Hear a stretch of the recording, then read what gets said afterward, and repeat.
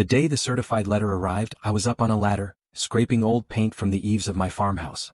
At 62, I'd earned the right to take things slow, to fix up the place my granddaddy built in 1953, long before any of this suburban nonsense crept into the county. The letter was from the Whispering Oaks Homeowners Association. Whispering Oaks. Sounded like a retirement community for trees. When my grandparents bought this land, it was just open pasture and a dirt road. Now, sprawling developments with names like the Willows and Meadowbrook Farms had sprouted up around me like mushrooms after rain. My farm was an island of old Texas in a sea of beige stucco and identical mailboxes. I leaned the ladder against the house, wiped my hands on my jeans and sat on the porch swing to read it. The swing creaked, a familiar, comforting sound. The letter did not bring comfort. It was a formal notice of violation, regarding my unauthorized and aesthetically incompatible structure. My windmill. My windmill. That rusty, creaky old air motor that had stood on this land for over 60 years. The one my granddaddy had drilled the well for and erected by hand with his neighbors back when community meant helping each other, not policing each other's mailboxes. The letter stated that the windmill violated Section 4.2 of the HOA's architectural guidelines, which prohibited non-residential, agricultural, or industrial structures visible from the street. It claimed the structure was an eyesore and depressed property values in the surrounding community. I had 30 days to remove it at my own expense, or the HOA would have it removed and place a lien on my property for the cost. I read it 3 times, each time the absurdity sinking in deeper. My farm wasn't even in their precious HOA. It was adjacent to their development, separated by a drainage ditch and a barbed wire fence my granddaddy had strung up. My property predated their entire subdivision by 40 years. But their lawyer had found a loophole. When the county approved the Whispering Oaks development 20 years ago, they required a 50-foot buffer zone between the subdivision and existing agricultural land. That buffer zone included the drainage ditch and a strip of land on my side. A county surveyor, probably trying to be helpful to the developer, had redefined that buffer as part of a community visual corridor. And in that corridor they argued my windmill was a nuisance. It was nonsense, of course. But fighting it would cost money I didn't have and time I didn't want to waste. I figured I'd call a lawyer, maybe get a letter written, and this would blow over. Just another example of city folk moving to the country and then complaining the country smells like cows. I folded the letter, shoved it in my pocket, and went back to scraping paint. The windmill creaked gently in the afternoon breeze, its blades turning lazily. It had been pumping water from the deep aquifer for longer than I'd been alive. It was the heart of the place. 2 weeks later the letters got nastier. Then came the fines. $50 a day, the second one said. Then $100. The fines were accumulating faster than dust on a windowsill. I called the lawyer my buddy recommended. He quoted me a retainer that was more than I made in a year from selling hay. I was sitting on the porch, staring at the windmill, wondering if I could just paint it beige to match their houses, when my neighbor, a young guy named Kevin from 3 Cul de Sacs over, walked up my drive. He was carrying a hose and a worried expression. "Mr. Hammond?" he called out. "That's me," I said, not moving from the swing. "Sorry to bother you. I'm Kevin Calloway from over on Sycamore Lane. We're having a weird problem and the HOA's useless. My lawn's been dead for a week. I thought it was the heat, but my neighbor's lawn is dead too. Mine's brown, his is brown. The sprinklers just stopped working." I looked at him. He was maybe 30, with that permanent look of mild panic that comes with a big mortgage and a new baby. "Sprinklers, huh? City water? That's the thing. We're not on city water. The developer put in a community well when they built the place. We all pay a flat fee for water. It's always been fine. But the last few days, barely a trickle. A funny feeling started in my gut. A connection. This community well. Where is it?" Kevin pointed vaguely. "Over past the drainage ditch, I think. There's a little pump house behind the buffer zone. I've never really looked." I stood up slowly. "Show me." We walked across the field, past the barbed wire fence and through the dry grass. And there it was. Behind a chain-link fence, a small metal utility shed. But that's not what caught my eye. What caught my eye was the water line. A thick, 4-inch PVC pipe running from the pump house straight across the buffer zone, and disappearing into the ground right next to my windmill's well. My granddaddy's well. The original well on this land. I walked over to it. The old well casing was still there, capped and rusty, but I could see a newer T-junction had been welded onto it. A pipe led from my well underground directly to the subdivision's pump house. Kevin saw my face. "Mr. Hammond? What is it?" I didn't answer. I walked back to my barn, found a giant wrench and walked to the base of the windmill. I followed the old, thick pipe from the windmill's pump head down into the ground. It connected to the well casing. Right below that connection, on the pipe that led to the subdivision, there was a valve. A big rusted gate valve that I'd never paid much attention to. I knelt down, grunting with the effort, and put the wrench on the valve. It was stiff, but after a minute it turned. And turned. And turned. Click. I closed it all the way. Give it an hour, I said to Kevin, who was staring at me like I'd lost my mind. Then try your sprinklers. An hour later my phone started ringing. It was a number I didn't recognize. I let it go to voicemail. Then another. Then another. By evening I had 17 voicemails. All from residents of Whispering Oaks. All with the same desperate question: did you do something to the water? I listened to a few. They were panicked. No water for showers. No water for toilets. The community well was dry. Absolutely bone dry. The next morning my porch wasn't just visited by Kevin. It was visited by a delegation.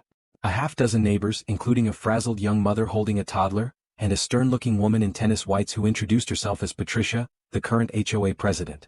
Patricia did all the talking. Mr. Hammond, we need to discuss the water situation. The community well has failed completely. The pump is running but no water is coming out. The county says our aquifer levels are fine, so they're baffled.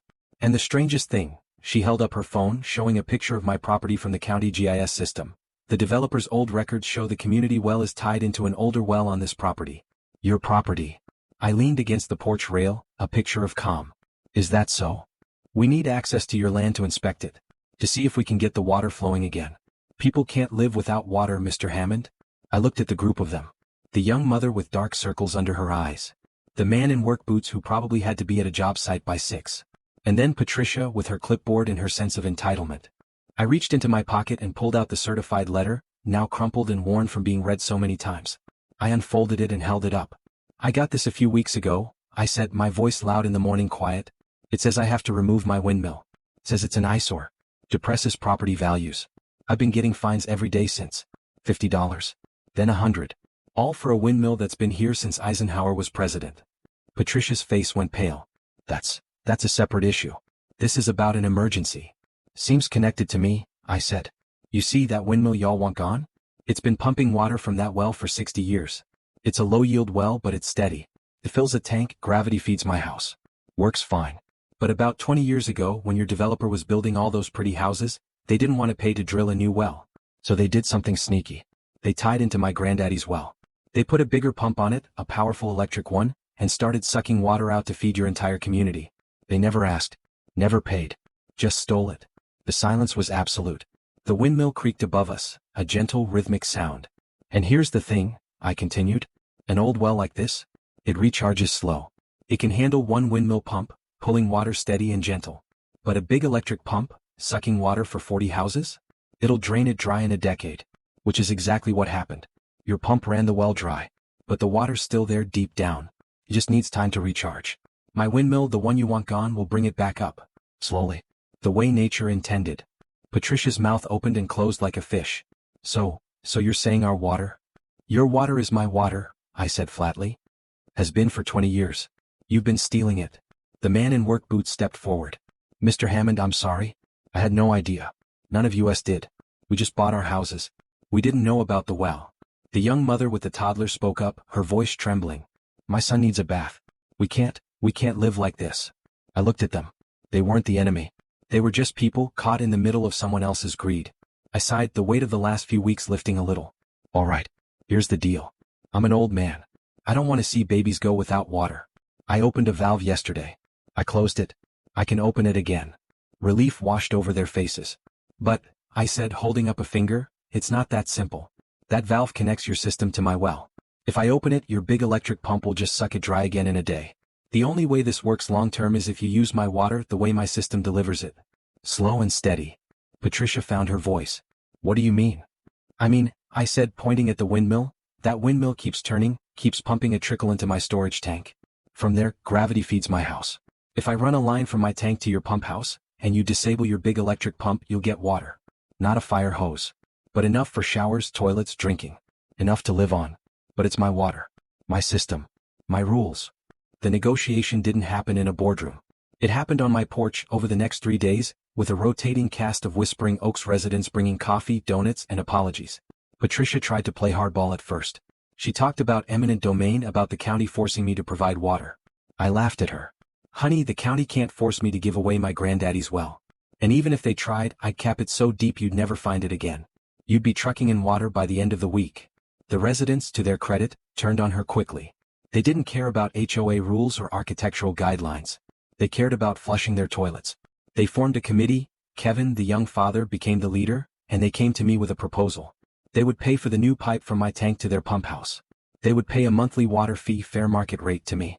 And most importantly, they would force the HOA board to formally withdraw all violations and fines against me, and write a letter of apology that would be recorded in the county property records. But I had one more condition. I want the HOA to buy my windmill, I said.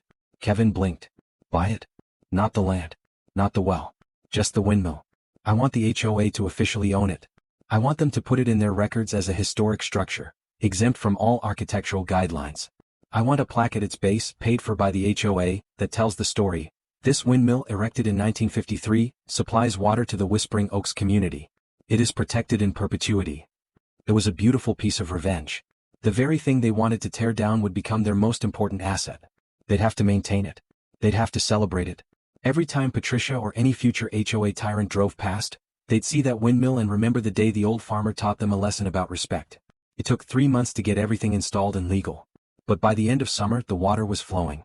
My windmill creaked and turned, pulling water from the deep earth into my tank, and from there, a gravity-fed line snaked across the field to the Whispering Oaks pump house.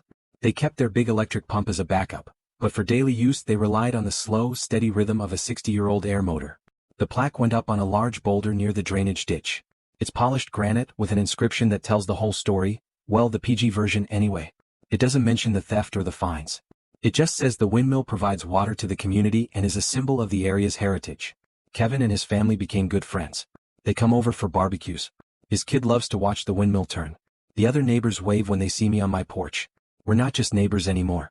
We're connected in a way that no HOA rule can codify. And the HOA? They leave me alone. I got a letter last month, not a violation but a request. They wanted to know if they could hold their annual harvest festival in my field, with the windmill as a backdrop. I wrote back one word, no. Let them look at it from across the ditch. Let them remember. The windmill still creaks. The water still flows. And on my land the old ways still hold. Some things are worth more than property values. They're worth remembering.